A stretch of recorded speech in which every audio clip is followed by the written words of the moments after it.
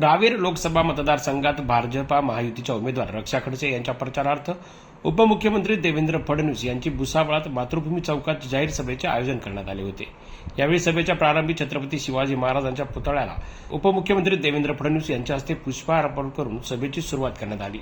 रक्षा खडसे यांनी 10 वर्षात भरीव कामे केली असून यंदाचे मतदान हे त्यांच्या वाढदिवसाला आहे, त्यामुळे त्यांना विजयरूपी वाढदिवसाचे गिफ्ट नक्कीच मिळणार आहे असा दावा उपमुख्यमंत्री देवेंद्र फडणवीस यांनी केला आहे। यावेळी त्यांनी अनेक गोष्टींना उजाळा देत रक्षा खडसे यांना मताधिक्याने निवडून आणण्याचे आवाहनही उपस्थित कार्यकर्ते पदाधिकाऱ्यांनी जनतेला केले। पण मोदीजींनी ही अधिकारिता आज या ठिकाणी आणली। बंधू भगिनींनो, समाजातल्या प्रत्येक घटकाला मोदीजींनी या ठिकाणी लाभ दिला। आज आमच्या गावगाड्याचं अर्थकारण चालवणारा आमचा जो 12 बलुतेदार होता, आमचा जो पारंपरिक व्यावसायिक होता, याचा विचार कधीच कोणी केला नव्हता। पण पहिल्यांदा देशामध्ये मोदीजींनी विश्वकर्मा नावाची योजना आणली। 14,000 कोटी रुपये योजनेच्या अंतर्गत दिले।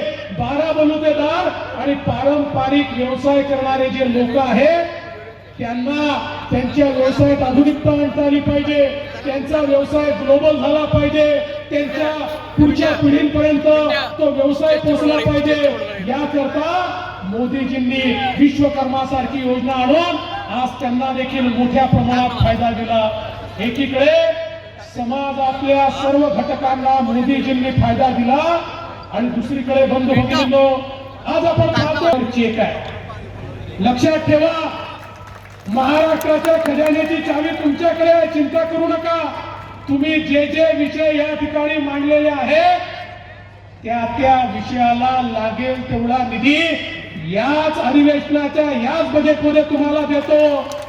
या भुसावळचं चित्र बदलण्याचा जो तुमचा या ठिकाणी प्रयत्न आहे, मग पिण्याच्या पाण्याची योजना असेल, बसपोर्टची योजना असेल, SRPFचं सेंटर असेल, भुयारी गटाराकरता पैसा असेल, या ठिकाणी MIDC असेल, या सगळ्या गोष्टी तुम्हाला जास्त काय नाही याच बजेटमध्ये तुम्हाला या सगळ्या गोष्टी मी करून देतो।